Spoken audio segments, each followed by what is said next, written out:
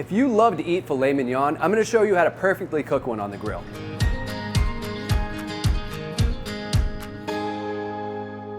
So filet, also known as beef tenderloin, is kind of a leaner cut. So I'm going to put a little bit of oil on the outside of this.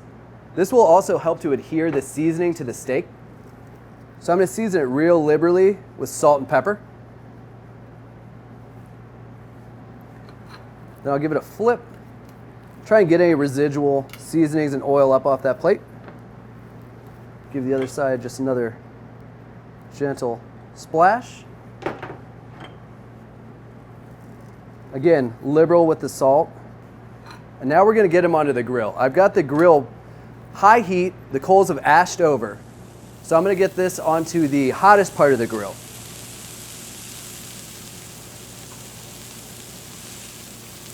I also have a zone over here where there's not a whole lot of coals.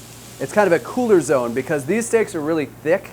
What's going to happen here is once you get this nice, beautiful sear on each side, you'll probably have to pull them off the high heat, put the lid on, and let them cook through. At this point, your grill will be kind of acting like an oven to help finish cooking these through. Because of the thickness of the steak, the direct heat isn't going to take you the whole way there. So I'm going to check on these guys. Now, they're starting to get away from the grill on their own. I'm seeing some grill marks, but it's not that 100% sear that I'm looking for. This guy's still a little bit stuck. They're almost there, but I'm going to give them a couple more minutes. I don't want to fuss with them too much. So we're going to go in for the rotate. So this guy, you're getting a nice sear on that. So the goal here is a 90-degree rotation. Same with this one, up 90 degrees. These may not get perfect grill marks. Sometimes fillets will get more of an overall sear on the grill than a perfect grill mark, but they're starting to get that nice sear. So I've let these go for a couple more minutes after I rotated them, and they're getting a nice crust. Now they're not getting super solid grill mark, but all that really matters when you're cooking a steak like this is getting that crust.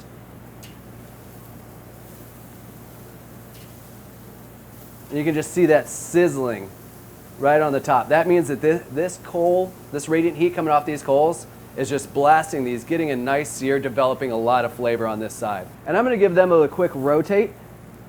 And now the reason I'm rotating with these isn't necessarily to have perfect diamond grill marks, because you may not be getting these perfect grill marks.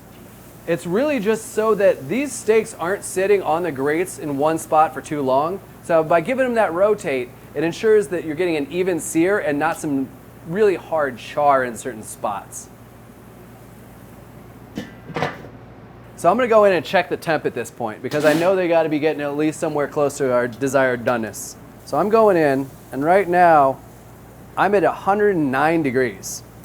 So at this point, things happen fast. So I want to get it off the direct heat and get them over to this cooler zone to help cook them through. Anytime you start hitting that 100-degree temperature, there's a lot of things going on with that steak, so the temperature is going to rise quickly. So at this point, I want to get them off the direct heat because I want to kind of control how fast they get to my desired doneness. I'm going to 125 degrees so that I can pull them off and let them rest for a few minutes, and then they'll be a perfect medium rare. And at this point, it's really important just to stay by your grill. You don't want to let these ride for too much longer. Like I said, they go up in temp pretty quickly. So temp this guy, yeah, these guys are ready to go. So now these will continue to cook a little bit further towards that 130, 135 zone that I'm looking for a medium rare. So now we'll let them rest for 5 to 10 minutes, and then we're ready to serve them to our guests. Now that's a really simple way to perfectly cook a filet mignon. So if you like this video, remember to watch other tips from the test kitchen.